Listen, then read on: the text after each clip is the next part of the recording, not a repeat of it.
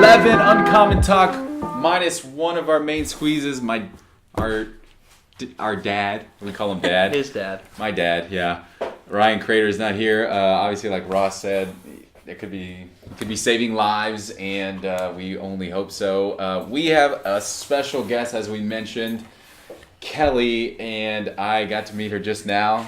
She seems like an amazing woman. Oh, Ross, thank you. obviously you know her, but I'll let you do the introduction since you know her more than I do. So, first of all, we went 10 episodes without having any women on the podcast. No disrespect to women. We just wanted to get dads on there and kind of get some guys going and kind of see how this was going to go. And first season was ending, and that's 10 episodes. And so that will be up on Apple here pretty soon. We're trying to get all that finished and finalized. And Oh, you got booted. we're going to keep rolling.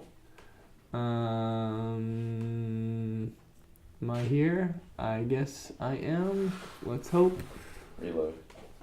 Oh my god. Did that last time. I know. I'm so mad about this. I don't know why it keeps doing this. We can start over. We can act like we've just met for the first time again. I'm so You pissed. can cut that, right? I still like the thrill of that. Fuck. Ah, damn it. Really? Like, is this really happening right now? Is this real life? What is going on? Daniel? Ryan's not here. Episode 11. Oh my god. What's in retrograde? I don't know.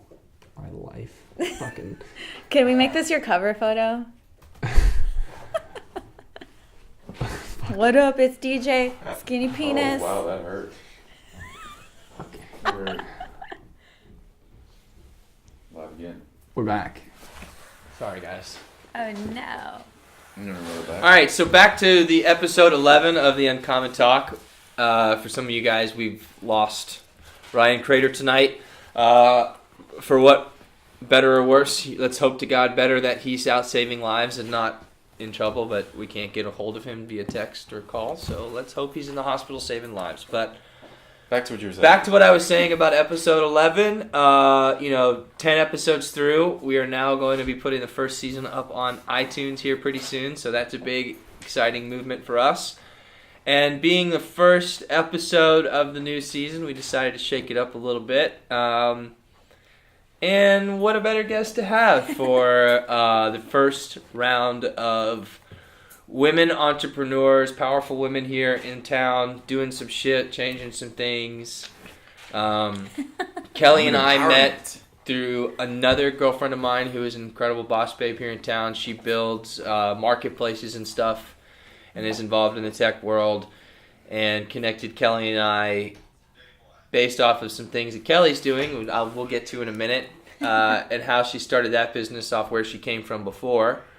So I'm going to give it over to Kelly and let her talk about Redenim and how she was a wolf on Wall Street and what took her from JP Morgan and Wall Street to Austin, Texas. So go ahead. Yeah, right on. So I'm super stoked to be here. I'm proud to be your first woman.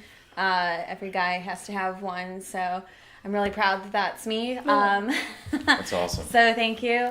So my name is Kelly Ernst. I'm the founder and CEO of Redenim, and we are a fashion tech company here in Austin. And we are data-driven personal stylists for women's jeans. And our mission is pretty straightforward. We just want you to get in our pants. Love it. Yeah, I love that. We just want to get... We do, seriously, because everybody wears jeans, but nobody likes shopping for them. And there's this really common misperception that women like shopping. Huh. And when it's good, but when it's bad, it's really, really bad. And this is especially true when you're talking about the big three, which are bras, bathing suits, and jeans.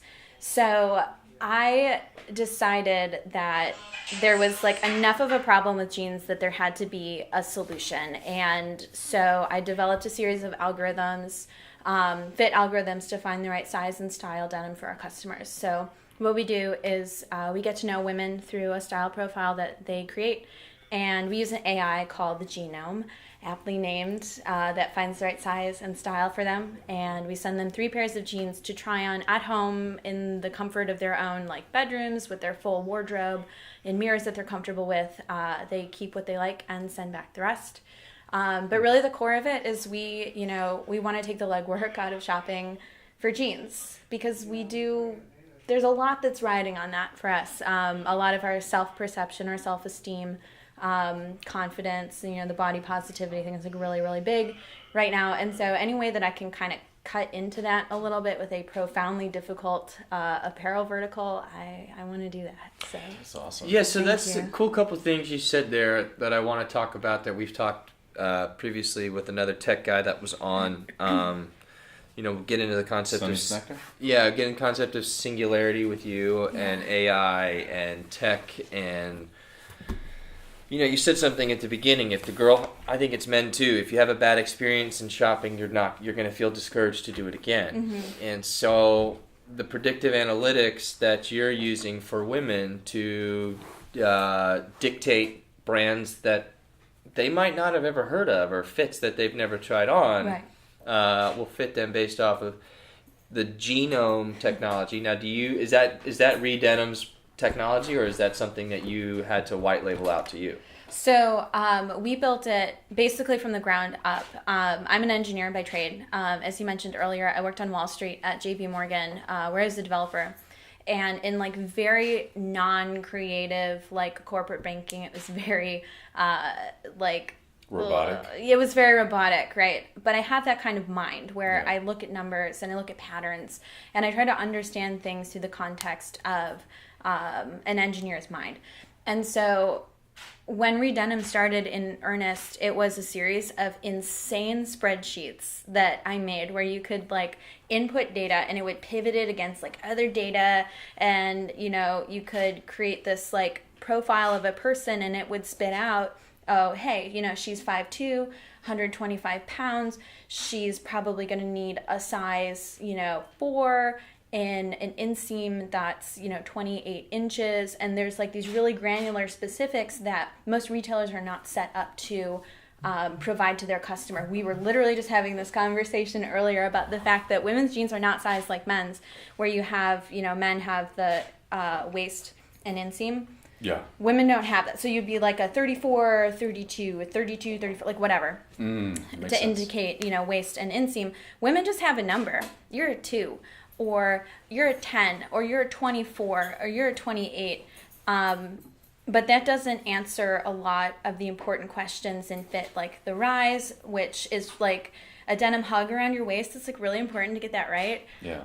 And then length. Like I hate getting shit tailored. Like, it shouldn't be that every time I buy a pair of jeans I have to get it tailored as an extra step. So I started sorting for that. Yeah. Well, a lot of the market for the last decade or two has been designed to, you go to the big box retail, Macy's, Dillard's, Nordstrom's, Neiman's, I don't give a shit. Nobody goes to And then you Dillard's. go straight upstairs to the tailor and you go get altered, and you have to pay another fee to that tailor to have something fit. People just have been accustomed to, grab something that closely fits and let's go to the alteration guy and have them make it to fit us. Yeah. Well, most people don't like the tailor part. Exactly.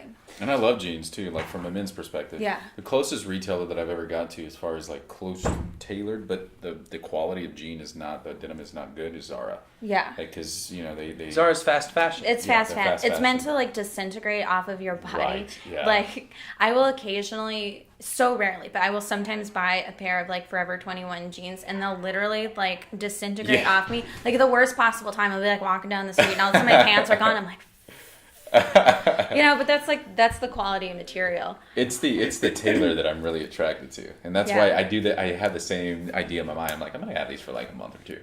But I like that whole concept of having like, so let me ask you this about the quality of denim that you have. Sure. Is it like, what is, Lululemon has their own fabrics, it's patented, it's amazing. But do you have like a specific quality that you use, and why not? So we currently partner with existing brands that we hold to really rigorous standards and quality. It means the price is a little bit higher. Our lowest retail jean is about $50, and it goes up to $200 plus. That's good. So it's still attainable, but for us, we want to make sure that like if you're a Redenim customer, you're coming to us, you know, maybe 3 times a year to change with the seasons, but not to change out jeans because they've, you know, blown out in the crotch, which is like a common complaint in that sort of fast fashion. Those high friction areas just wear down, and not Explain like that blown out in the crotch. What does that mean? it's Crotch like holes, crotch holes, knee holes, like, and butt not in like a holes. sexy way, not like Well, in the a elastic convenient way. blows out, like, or the denim is so cheap that the cloth just tears. it just breaks. It just Gotcha. breaks down, and Yeah. that's indicative of a blend that is not close to 100% cotton, which is where you get some of that resiliency. It's usually filler fibers that kind of like make up the difference. And so we, you know, check our brands to make sure that they're going to hold up. We want our jeans to hold up for 2 years, which is about the lifespan when you're putting them through the rigors of being a pair of pants. I wear jeans all the time, so for me that timeline is a little bit shorter. But yeah, to me that was one of the first things to get right next to fit was quality. And, you know, when we move to private label, using all the data that we've collected, that's going to be one of the number one things, again, aside from fit, is that it's going to hold up. Yeah, absolutely. That's really important. I know you know that because that's you work with high quality fabrics all the time, and that's important to me because when I buy jeans, I go to like what's that place I mentioned to you last time? You were like, it's on South Congress. I didn't say anything about it, but I get what you mean. Stag. Stag, yeah. Stag. They have good Great quality brand. jeans there. They have a lot of great quality products. They The carry fit double is RL. off, They though. carry, you know, Levi's 501 Red. I mean, they carry a lot of high end denim. Yeah. The problem is that the high end denim brands might not always be listening to the customer who's shopping it. That's very true. Very true. They're Exactly. trying to build a customer versus Yeah. listen Yeah. to their customer. Yeah. So that's where you come in, and you have that. She algorithm. listens to her customer and gives them a brand that Right. fits them. That's Yeah. amazing. And so, how long has the company been around? We've been around for, it'll be 3 years in January, and we've gone through like a couple different iterations, but like when it started, it was just me and my insane spreadsheet. And I would like buy things on Zappos with my credit card and bring them to my friends and be like, try this on, you have to try this on. So I was basically like a personal stylist. And I could handle like a couple people here and there, and you know, my friends started telling their friends and so on and so forth. And I'm like, this has to scale. And so I built kind of around that, you know, took the spreadsheet, and that became an AI, a 4-input recommendation engine based on that initial ontology. And I went from, you know, buying jeans on Zappos and basically reselling them, which I don't think is like street legal. Whatever. I know, Yeah, exactly. whatever. Like you do what you have to do. Yeah. Straight up. And then I switched to like actual brand partnerships. And when I was explaining to the brands what I was doing, they were like, oh my God, like as long as you get our pants on people's butts. And I'm like, let me be that, you know, filler for you in the gap between your customer and their needs, and like you as a supplier.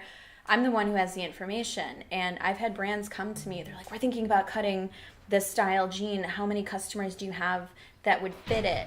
And I'm like, this is the distribution. Don't do it because there's not a lot, or do it because this is a big thing in demand. So the data has become a currency in and of itself. So you're talking about the data, like predictive analytics. Where does Yeah. that fit in? That's Like, exactly what that's she's what talking about. So it's That's like so crazy. So it's like, invention. think about like Levi's trying to figure out their 2020 right now. Yeah. Well, they're gonna go to someone like her and say, okay, what is my size from 25 to 40? Right. What is my size from 35 to 50? That's Is it you know, African American, Caucasian, Hispanic, Latino? Am I selling Yeah. 90% in the United States? Am I Where selling they overseas? live in the country, what's the climate there, Yeah. like things, Super yeah. valuable stuff. Data is way more valuable now than product. Yeah. Right. So a lot of companies from where I come from the tech world and insurance tech world, and then I transitioned to the HR tech world. I'm a corporate guy, but you know, by trade. But I could not do that. it's hard. I work- my file follows me. Yeah. Like I can't be hired. I know. Well, I see, cannot be I'm like Kanye. I cannot be managed. I have no manager. I love it, man. But for me, it was more like I have the entrepreneurial spirit in the company that I work for. They allow me to have that, Good. which is good. You're But an entrepreneur. Is what entrepreneur, that's called. yeah. And we talked about it briefly. Yes, we did. And what we've seen though, at going to all these tech conferences, is they use data too, like the insurance world. And what companies are doing is they're creating companies, like they're using the horse, which is a company, and they're kind of like just using it as a way just to get to year 4, and they collect data for 4 years, and then they say, we have all this very valuable data, and they go to insurance companies and they flip the company for the data. It's not even, all day. Yeah. And that's crazy. I didn't it's even the most realize private it was information that you are giving. Think about 10 years ago. Someone I can tell you a story. I was just at UT a couple of days ago talking to one of my professors and talking to a couple kids.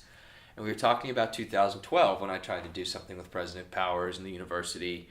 And I literally got all the way down to catered chef, food truck, limousine, all this kind of crazy shit at the Littlefield building. Mm-hmm. And Google at the time, I was working with Google because of F1 and all this stuff, and they wanted to do a live stream of this fashion show that I basically got all the seniors to do a collection. I was right at that point, I was so long, it's 6 years out of past when I was supposed to graduate. I was writing my own fucking curriculum. I literally got to write my own curriculum for that semester. President Powers, the minute he heard Google live stream, shut the whole project down. Oh. You know what's crazy about that? That was 2012. We're in 2018. And everything's live streamed. Yeah. We're talking 6 years ago, the University of Texas shut it down because they, at the time, could not control live streaming. Now professors in classes are live streaming videos and uploading them to YouTube so that the student can go watch it if they're not in class. Yeah, in their own time. It's like the modern day, what is it called? Like recorded TV. Yeah, so my point is data now. Everyone's like, I don't care. Cool, you want to give me your private information? Sweet, I'll take it. Yeah.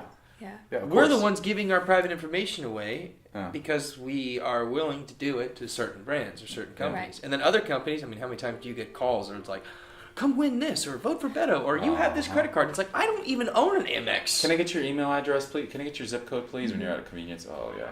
So that invites the question of like what, from a regulatory perspective, has to be put in place to keep that in check, because you think about insurance, for example, the availability of data with those, DNA testing kits, and you don't own that data. Sure. From what I understand, like that company owns your data, and like what's to stop an insurance company from buying it and then telling you like, oh, Kelly, you're a Buffalo Bills fan, you're a high risk insurance person for us, They're doing that now. Because the suicide rate of Buffalo Bills is higher than Cowboys. No,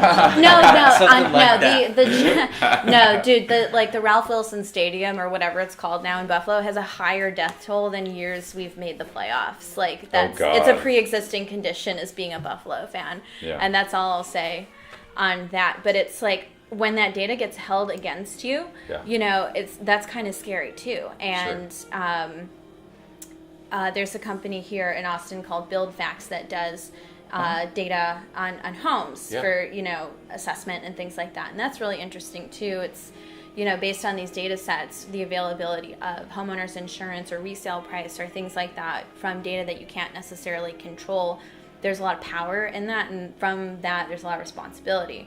And so as a company, we had to really strongly consider what that meant for our customer, because we're asking not deeply personal questions, but again, they hit hard for a lot of women. What's your height? What's your weight? And like that, sometimes that's poignant enough for a woman to feel like so right. So it's like, how do we provide comfort and support as an entity and say like, it's okay, we're doing this to help you, to get to know you, so that we can relate to you instead of use it for anything, And I love the concept that you have, like, with like kind of like Stitch Fitch concept, where they have like where they send you clothes and you try it on in the comfort of your home. I think that's beautiful. I think the whole concept is beautiful. Just your description of it, it's amazing because, I grew up with women and I understand, a lot of what they went through. Like my mom, and it was a lot, everybody's weight conscious, and especially with society the way it is, and Instagram models and blah blah blah blah blah. But what really fascinates me is the fact that you took your analytical mind and then like use that. Yeah. Because I love fashion. I don't know if Ross. I mean, obviously I'm dressed in sweats right now because I just came back from the gym, but I do love fashion. I appreciate fashion, and that whole concept, because I'm very knee deep into analytics, predictive analytics. I worked in that for years. And the fact that you took your analytical mind and applied that to fashion is just fascinating to me. And I think that, honestly, I believe, because, I mean, what's the fashion industry? $100 billion industry. Billions. I mean, denim alone is 14 billion. That's insane. And that's just jeans. Yeah. And I love jeans. Like, I will wear jeans every day. Don't go try to start a denim company because it ain't gonna happen.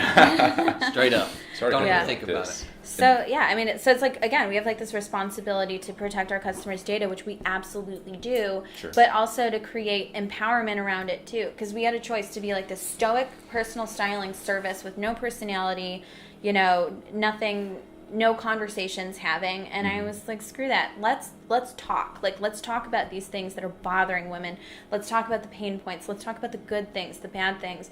Like, I talk about butts so much that, like, if I had known I would talk about butts as much as I do, I would have gotten into this business like way sooner. Like, it's ridiculous. That's awesome. And we're willing to have those conversations where Stitch Fix isn't necessarily going to, because they're more about convenience. Sure. I'm like, I own that, and I love having those conversations, because that's what makes the difference between somebody who returns an entire, trial set of jeans to us and someone who comes out on the other side feeling heard.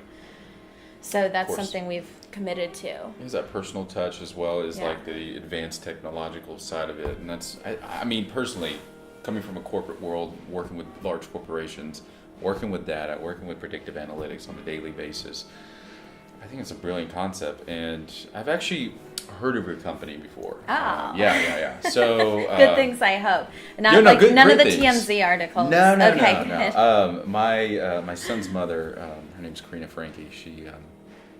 She's part of a women's society here in Austin, and I think I was at a group of, I don't know, I was somewhere, and somebody brought up your company because it rang a bell. I was like, huh. Not the whole concept though, but it was nothing but positive things, and I think it was from a general just woman empowerment, like someone who's going to make a difference type of discussion. And I was like, oh man, wow. But this was like not too long ago actually, and it's so crazy. I know we briefed about this, but having you here now is just like, wow, that's pretty cool. But go ahead. No, I was just gonna say, like, so who are you though? Like, this company's brilliant. I think it's the future. And I want to learn more about it. But like, who are you as a person? Like, what do you like to do? Like, what are your characteristics like? And are you like the typical... Do you like long walks on the beach? I do. This also serves as my dating profile / podcast. No, it's funny because I just did this examination of my core values, which to me is like such a white girl thing to do. But like, I think it's really important because...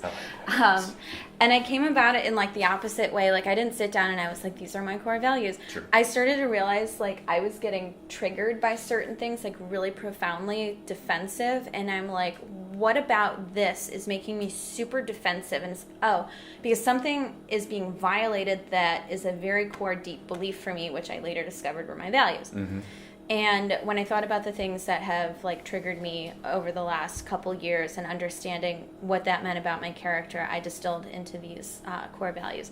And my number one core value is elation, which I describe as laughter and joy and like being able to laugh, like making people laugh. That's like what I live for, and the people who know me, they're like, damn, that bitch is funny. Like, that's, and I live for that. Like, that's awesome. And so what type of, like, Dane Cook funny, or like... Why would you bring Dane Cook? No, I know, that's what I'm saying. That's what I'm saying. Like, cool. I think we're done here. No, that's what I'm saying. It's not a positive thing. Like, Dane Cook funny, or I'm talking like, what's your style if you were to explain it? Because I'm not a fan of Dane Cook, obviously. Okay, but, now you're backtracking. No, He's trying to save face. Russell Peters, like who? What's your personality? I like Dane Cook. I like. We're not Employee going of down the month is like. Let's not go down that rabbit hole. Oh my God, we're not going down this road. He steals jokes. He steals jokes. He does. Or are you like? So do they all. Are you like? Some denim Logan companies steal like, denim. Everybody steals denim. I know. It's really funny because like that's what I want to be remembered for. Like, when I die, awesome. I don't want people to be like, remember me for like the companies that I founded or the children that I fathered. Like, I want to be the person that made people laugh. And the way that I do that, like I do stand up from time to time. I do a lot of comedy writing. It's been a while. I don't do improv. We gotta connect. Okay, I did stand up on a first date once, and the guy like never called me. Oh again. my God, why? I was like, this is gonna go one of two ways. I would have been like this. I would have been like, oh wait, what am I doing? Instinctually, like I'm not even kidding. Yeah, so he pieced out, but like I'll do stand up from time to time. Like I said, I do a lot of comedy writing. That's a lot of what my Facebook wall is just like funny stuff. Yeah. And my sort of recipe for comedy, and this is why it's really hard to compare myself to a lot of comedians. My recipe for comedy is three things. It's like wit and timing, which I consider kind of the same thing. Super important. Intelligence. Delivery. Yep. But most importantly, empathy. And you have to have all three of those things. You have to be able to put yourself in the shoes of the people that you're trying to make laugh and understand what empirically is going to make them laugh, because it's almost reflexive. Like if something makes you laugh, it's like when you get hit in that spot in the knee, like you can't help it. Yeah. Laughter is the same way. And like to be able to tap into that requires a level of empathy that is so powerful that I don't think a lot of people really have a strong handle of it. Do you think it's a natural ability that you grew up with? No, it's practiced. It's been developed? It's been developed over time. And you can have comedy that's like two of those three things, and that's when you get like super crass or over intellectual or like racist, sexist, political shit, like the low hanging fruit. That's like a scapegoat, right? Yeah, but I love like the Trailer Park Boys, and I love like. And they're great, and there's a place comedy hour. There's a place for that. I love Trailer Park Boys. I do. Oh yeah, I have. Yeah, Jeff take that back. Foxworthy. Yeah. Good stuff.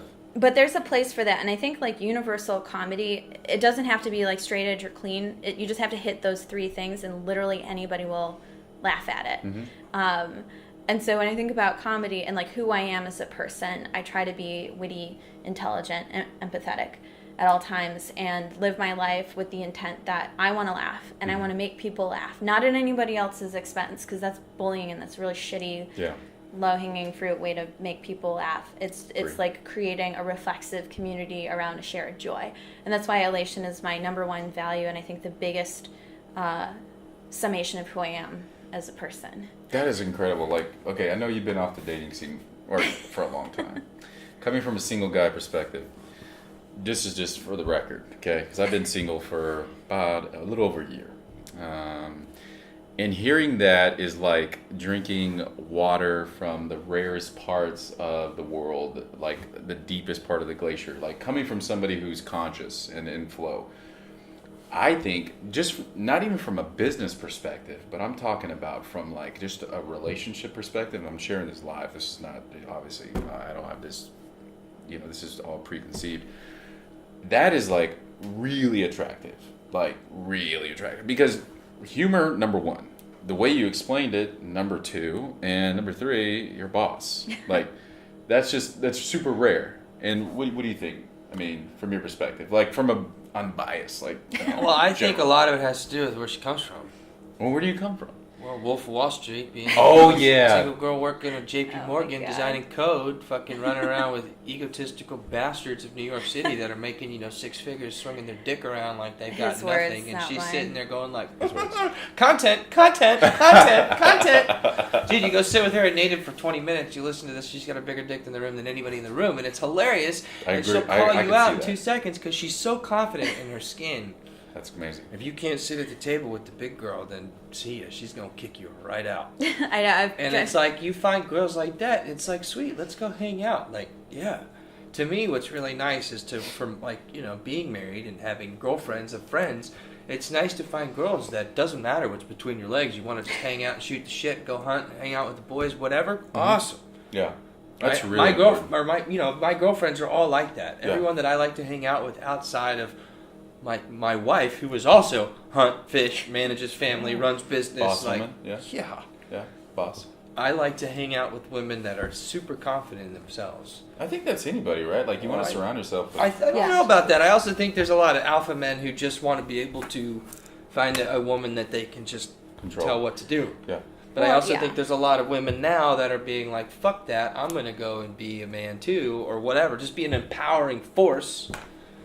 I mean, coding for Wall Street, I mean, You don't want, and not powerful women that come and try to take your thunder on specific. doing your own events. thing, like doing your own stuff, like Talking just. about Karina. Oh, sure. Yeah, I got you. No, I got you. Like, yeah, right. Empowering others versus trying to stand on someone else's toes. That's very important. What is your experience with that, like Kelly? Like, by the way, Like, do you ever get into conversations with women that are other business women in this town or in New York or wherever you go that get into business because I don't feel like men are like, oh, I want to go start a business to take over the women. Like, do you ever have like? Oh you my ever god, hear like? that's like part of the It's reason like I founded my 99% of them. company. Like that's. Yeah, let's go. Let's hear it. How'd Yeah, you let's found hear this it. company? Oh my god. Come on. Let's go to the root. Oh Lord. So it's funny because there are two distinct reasons that I founded Redenim, and they're very different from each other. And the first is I struggled with a deeply personal problem of finding jeans that fit me, and it manifested in the worst possible ways. I grew out of a really expensive pair of designer jeans, and instead of just going and getting another fucking pair, I starved myself. I over-exercised. I weighed myself like constantly. I was just putting on weight. I couldn't stop it. I was living in New York City at the time and just very insecure and uncomfortable in my own skin. And the thought of like going and buying jeans to me was so awful because I didn't want to see the number on the tag. I didn't want to think about the number on the scale. I didn't want to like go into like the underground shops in New York City and feel claustrophobic and confined. So I just didn't. And I just tried to run. And I ran so much. I ran marathons. I restricted calories. It was awful. And as soon as I realized that I wasn't alone in this struggle, like everybody thinks their struggle is kind of like an island. And as soon as I started talking to other women and they're like, oh my God, me too. And I'm like, but you're so hot. Like, how is this your problem? And they're like, no, we all feel this way. We all have our deeply personal problem. And it's like particularly profound with jeans. And so I'm like, I have to solve this problem. Wow. And I had this like come to Jesus moment here in Austin. I had moved here and had been living here for about a year. And I was like, I don't think I want to code anymore. I don't know if I want this to be my life, my career. And I'm like, well, what would I do? And I was like, shit, well, if I could do it all over again, I would have gotten into fashion. And at this point, a decade into the workforce, I'm not going to go back to school. I'm not going to try to be a blogger. So it's just like, shit. So all of this happened at the same time as this fucking guy, dude. Like, Oops. so yeah, so like, and I was Come like, on, you moved here for a dude. I did. Guys right. are gross. Okay, we know Moved that. here for And a I was dude. like, I will now be completely transparent, but like, I've never, very few people know this story, Okay. and like, only a couple of people are close to me, and I've never shared it publicly. This is like the first time I've ever, but like, yeah, part of the founding reason behind Redenim is like vengeance and just wanting to yes. fucking like not annihilate this guy. Like in my 20s, breakup crazy for me would have been like revenge body. In my 30s, it was revenge business. Oh, hell yeah. That's what I'm talking So about. it's like still crazy, but it's like a different kind. So I was dating this guy and we've like gotten together and broken up 3 times now. This was breakup number 2. And it was like right when I had this come to Jesus, like I hate my career, let's be honest with yourself thing. And he like blew me off at a Christmas party to like go hang out with some other girl. It sounds like a high school thing, but like It really I was does. so pissed off. And oh, he's such an idiot. And so I was flying home for Christmas and I was so angry. I like literally couldn't sit in my plane seat. This was like a few days later. I was like just seething. Oh, wow. And so I grabbed the in-flight magazine, which I never do. I think they're gross. I'm like, how much feces is on this? Like planes are disgusting. But I'm like, I needed something to distract myself. And I'm like flipping through and I land on this article about Rent the Runway and the Rent the Runway founders. And that's, rental gowns for occasions. And I'm like, damn it, I wish I could found something dope that's like fashion and like tech like this and blah, blah, blah. And I was just sitting there like shaking in anger over this dumb fucking guy. And then I'm like, I need to build a business that will be so far successful, more successful than anything he could ever build. And oh my God, it's fashion tech.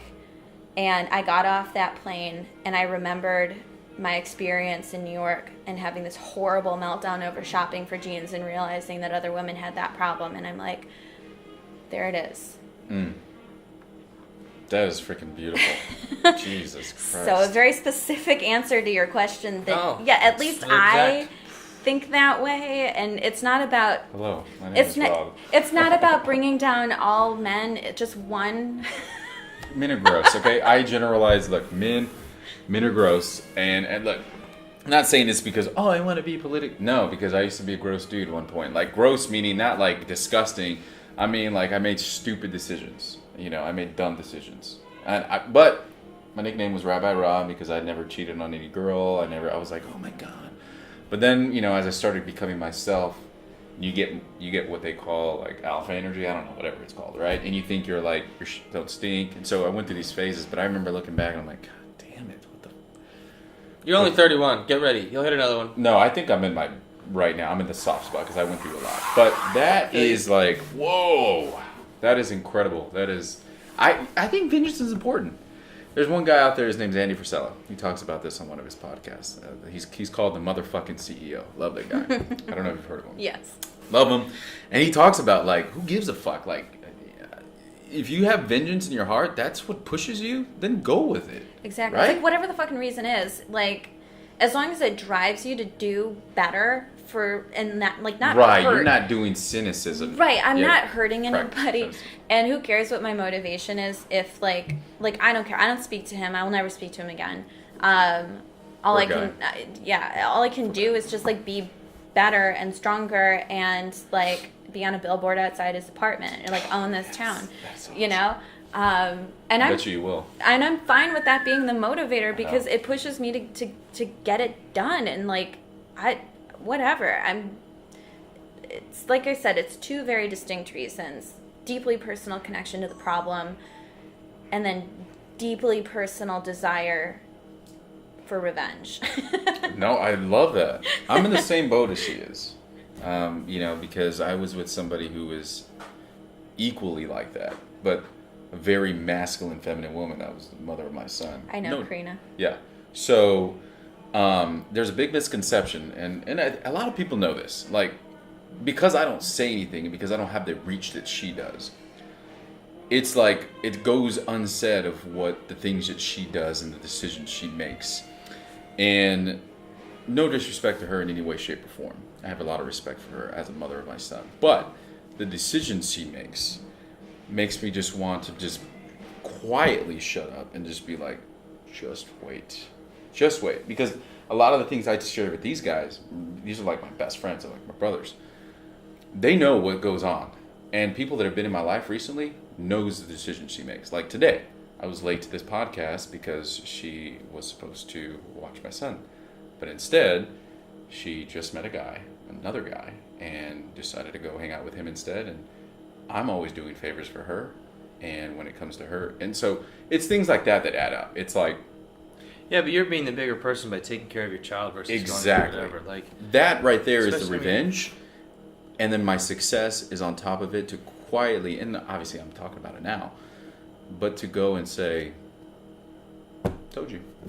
And that's the revenge that I take out of it. And then quietly just being a great father. Like, I don't go and say, I'm the best father in the world. I just do it. Like, I just go and like do things for my son. I go out of my way. All that matters is to be the best father to 1 or 2 or 5 people. That's it. Yeah, exactly. It doesn't fucking matter what the rest of the world thinks. And like I said, what like you and the kid interacting, because I have a marriage, but let's just say I didn't have a marriage and I had a kid and a mother of my child. Mm-hmm. Well, if this person over here doesn't want to be with me, then I have to make sure me and my child's relationship is perfect, because she is focusing on her and her child's relationship, not on the 3 or the 4. Yeah. So for me, like, I don't know. For me, like, I don't want to say mine comes out of vengeance, but like, I live like a, private, personal, professional mindset of living. Yeah. And you can Google that if you're interested in what all that means. But, my private life fuels the professional world that allows me to support my personal. Yeah. The professional and the personal is what the world sees, right? My family, my kids, blah, blah, blah, blah, my professional world. My private life, no one in the fucking world sees but me. Yeah. The private life is my life. The chaos that I let percolate and brew inside so that I can create beauty from chaos. Yeah.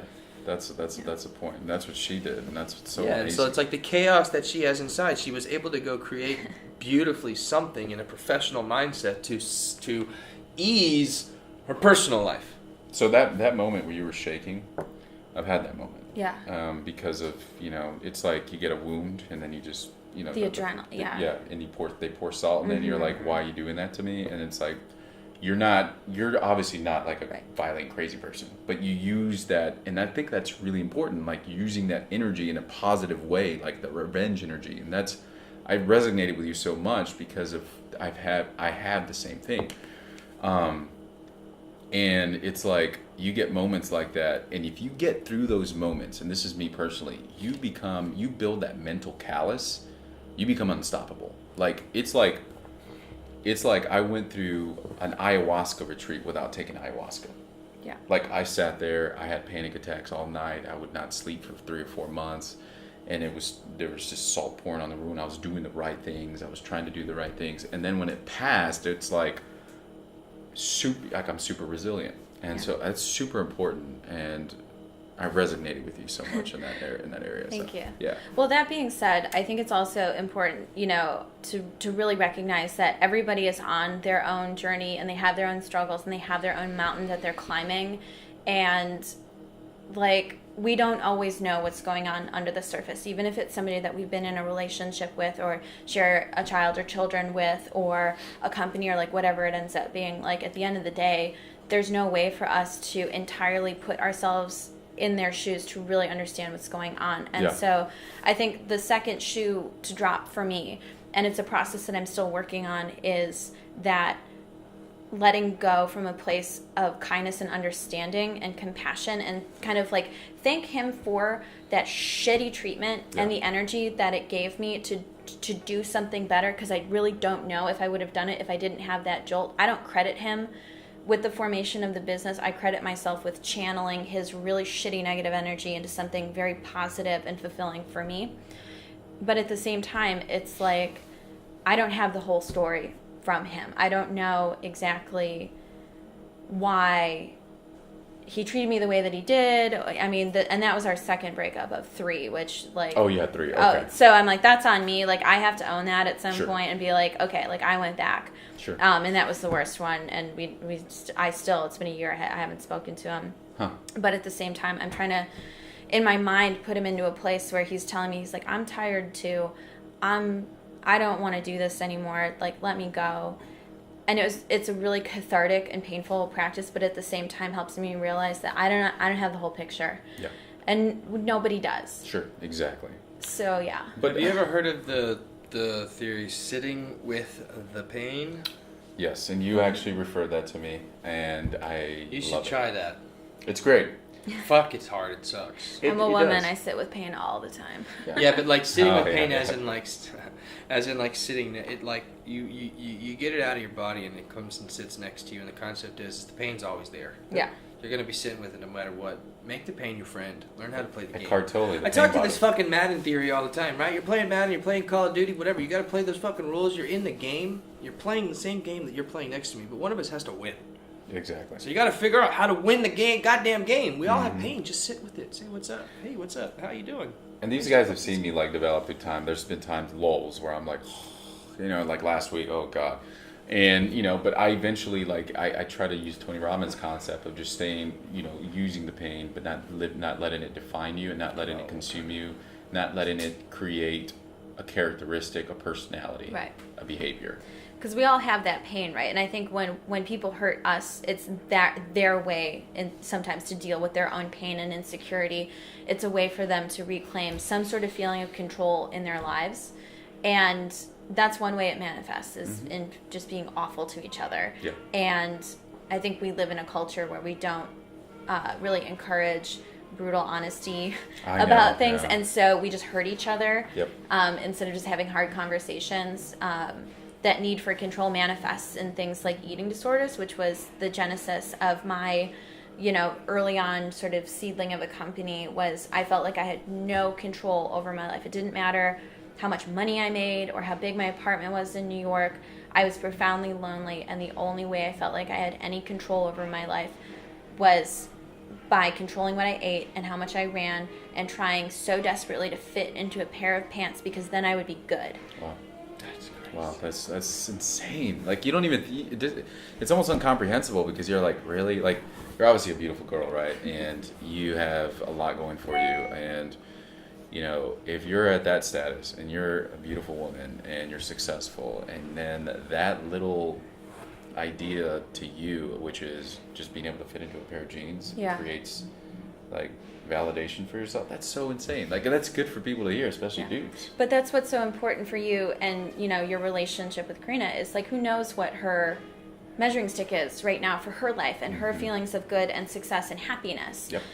You can kind of know from what you see or what she tells you, but the reality is, like, we're all trying to fit into a pair of pants that is life. This is going to get real esoteric. No, I love it. But like, we're all trying to squeeze into something that is our own expectations, our own preconceived notions, our own motivations, our own mental diseases that we battle with, things that we have no control over. We're all trying to squeeze into this situation where we feel happy, and when we don't have control, it's really, really, really fucking scary. I agree. For us. And I think the best that we can do is look at others with a degree of empathy and kindness, and just say, I don't know what they're trying to squeeze into. I don't pretend to be able to understand all that, but I'm going to appreciate that they're going through that, 'cause I'm going through the same shit right now too. Mm-hmm. That's beautiful. That's beautifully explained. Rossi?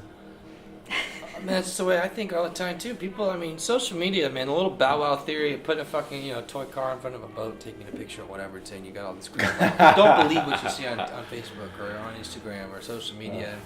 And it's back to what she said earlier too. It's like, I'll tell fuck you through the goddamn internet, but you try and get in my face and tell me to fuck off, I'll knock your teeth out.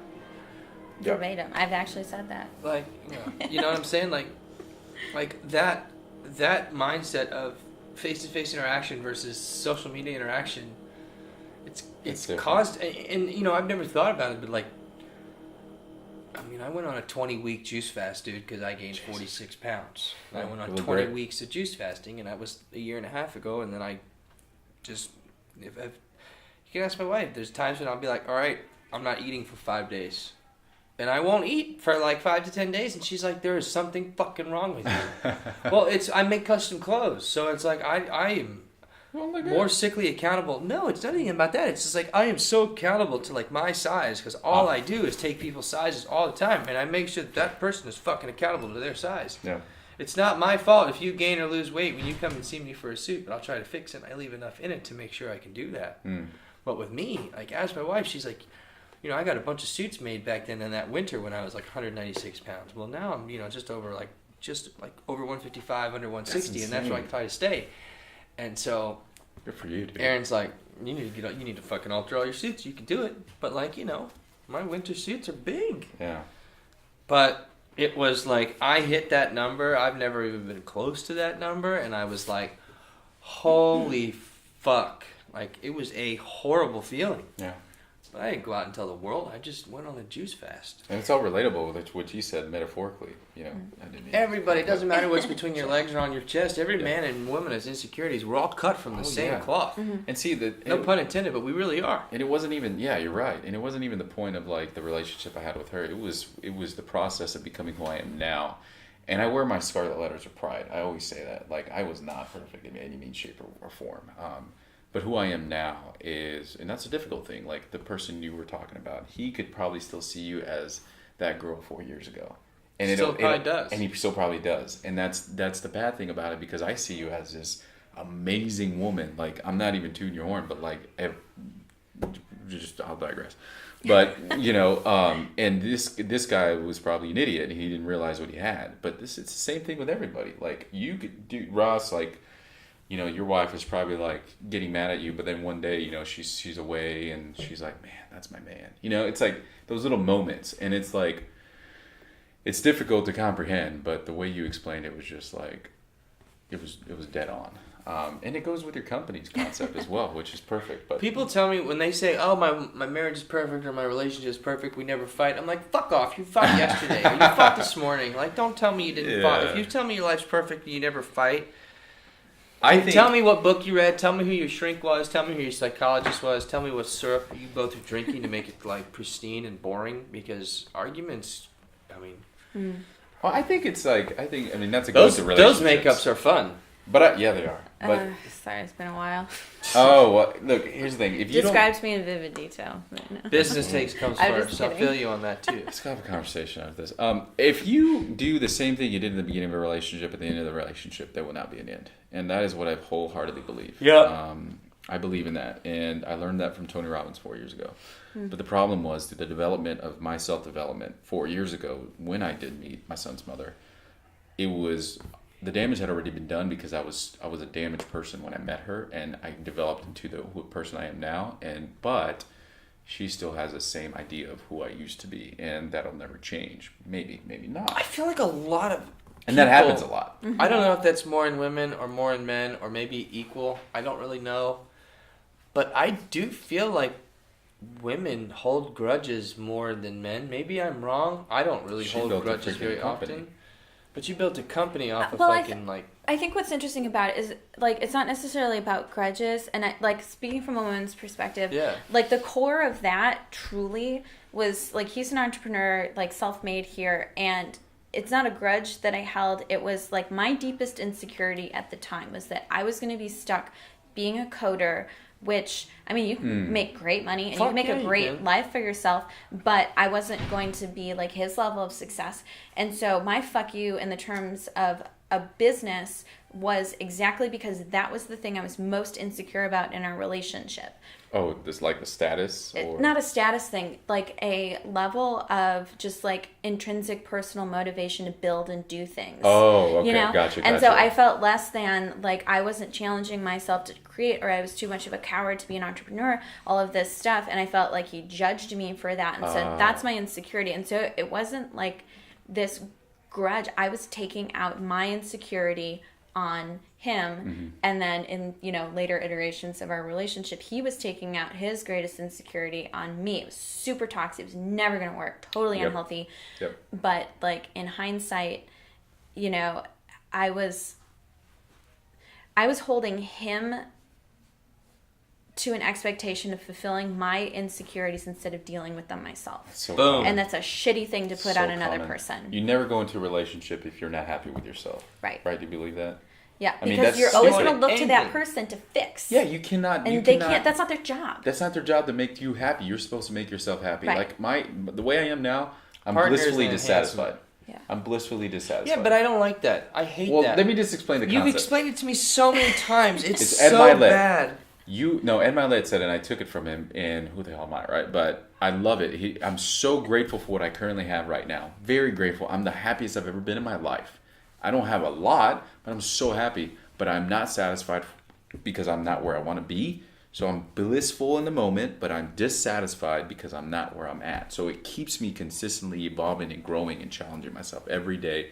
And I use the adversities that I experience on an everyday basis as fuel. But Yeah. dissatisfaction is a negative concept. I would say motivated. Blissfully motivated? Blissfully motivated, which is to say that there's more to come and more to work for, Right. and that you're Way putting better. in the effort instead of just. It kind of sounds like blissfully dissatisfied sounds like you're sitting there pouting. Like, this is fine. The heat is on and I'm full, but I'm like dissatisfied. I'm not going to do anything about it. Blissfully, I stole that from my I'm mom. like blissfully dissatisfied, like right before lunch usually. Wait, speaking of lunch, what is your favorite place to eat here in Austin? We got Oh a my few gosh, minutes. I love the food truck outside of Grackle, Arlo's. I'm a vegetarian. Oh, nice. Are you? Yeah, so my parents are vegan, and so I rebel by being vegetarian. Yeah. Yeah, they're bad like, where girl. did we You go wrong? cheese. Where did we go wrong? I go home and I open the fridge and it's just like assorted debris. I'm like, where's the food? Oh, God, assorted debris. That's funny. He's a vegetarian or something like Yeah. that. Keto, vegetarian, Yeah. vegan. So yeah, so Podcast I'm one day, podcast not the other day, you know. wow, Yeah. brutal, low blow. Millennial. Wait, how old are So you? I'm 32. Millennial also. Which is Got like it. 45 in girl years. It's not. It's like Yeah, what is the female 25 to millennial me. age? Is there a difference? The male and female millennial ages are the same, but like the maturity level is not the same. I would say that an Austin guy at 30 is like a Midwestern 20. No. Yeah, like a Midwestern 23. majority of them, and not all of them. Right. I mean, I don't want to I make like that. I don't want to make like brash I can generalizations. attest to that statement. I know a lot of 31-year-old men that act like 23-year-old girls. I do too. I know a Yeah. lot of them. Like, so I think Austin specifically kind of offsets that. It's definitely a city where it's easy to be like kind of Peter Pan, both for guys and girls. You know, we don't have the same sort of like economic drivers like in New York City. Like, you're not going to work for JP Morgan in Austin. You know, you're not going to work in finance or, you know, the same sort of industry. So I think it's a more casual city. And like everything from the top down of like our careers here kind of like it lends itself to being summer camp for grown-ups, which is another sort of name that I give this place. It's like, oh, you want to go play kickball, or like you want to go hike, or you know, walk over the 360, like whatever. Like you can do these things that would never occur to someone living. Surf park. Yeah, like go to the surf park. It's summer camp for grown-ups, like 100%. And so I think there's this a little bit of a maturity lapse here that like people our age where I'm from in upstate New York are on their like third kid, like happily, and I'm like, I don't understand that impulse right now. Did you ever? Do you have issues dating men, and because you're a boss and you're successful, or do you have, or no? Does that Well, I mean, I'm currently single. If that sums it up, I by think. choice? I wouldn't mind a companion at this point in my life. For some reason, I kind of err towards younger men, which, you know, is even further set back on a maturity level, which is fun. They're fun. They're like Ferraris, Yeah. you know, like super sexy, but completely Ferrari impractical. without an engine, or Ferrari with a Honda engine? No, that's what I need right She now. likes like a is- 48 piece to, like, you know, there's only 12 around. They're fucking fast and they can fly, Yeah. but, you know, they might retain their value for a little bit. but super impractical, like especially So in we'll the trade it in snow. before 5,000 So miles. You know what I hubbies, mean? Well, you're I'll keep not mine looking for for 100. husbands. No, I'm not husband hunting right now. Cool. But like I would like a companion, and it is really it's hard for me to date 9-to-5ers for sure. And at the same token, it's hard to date other startup people because I'm competitive, and like I think a lot of men in startups can be a little bit like they want somebody a bit more docile than me. And again, that's a brash generalization that I don't generally like to make, but in my experience, you know, if I meet someone who's a CEO of a tech company, they're like, I kind of want someone who's like a little bit more chill than, Not as you know, somebody who's getting ready to pitch investors or like jet around the world to like have a board meeting or like whatever. So it's, I don't know, it's been a frustrating sort of adventure, but you know, we'll see. I don't worry. Where can people find you online, and where do you spend most of your time?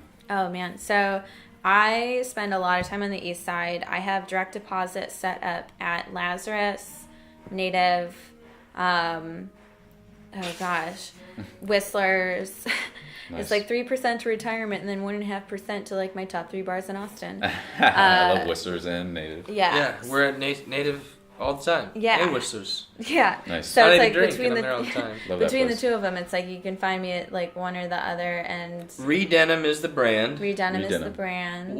Where do they go? It's just redenim.com? Yeah, redenim.com, redenim.com. We'll put it in the comments. If you want to get styled, or if you want to stop by our studio and get personally styled by me, I do that in Austin. It's just women for now. I'm still working on getting into men's pants. Please do, because I'm very interested. I really Oh am. my God. Redenim. No, I really am. I love denim. So we're also going to post it on our Instagram page as well. So there'll be a link in there for the video. We'll also put a link of her. And we'll give you guys a recap on what's going on with Ryan. But, you know, I don't know what happened to him. He just dissed us. No, I'm just kidding. I don't know. Kelly Ernst, Redenim, Boss Babe here in town. The spade has been played, ladies. We will be inviting more of you on to Yes. the Uncommon Talk. Yeah. One last time, Kelly with Redenim, big time Boss Babe here in town. It's my birthday. I need to get home to the wife. Tired. Happy birthday, brother. Episode 11, Uncommon Talk. We had the special guest. She was amazing. Redenim. And we got to find that one, but I promise you, we will know where he is soon. I really hope he's all right. See you later, guys. Bye. Bye.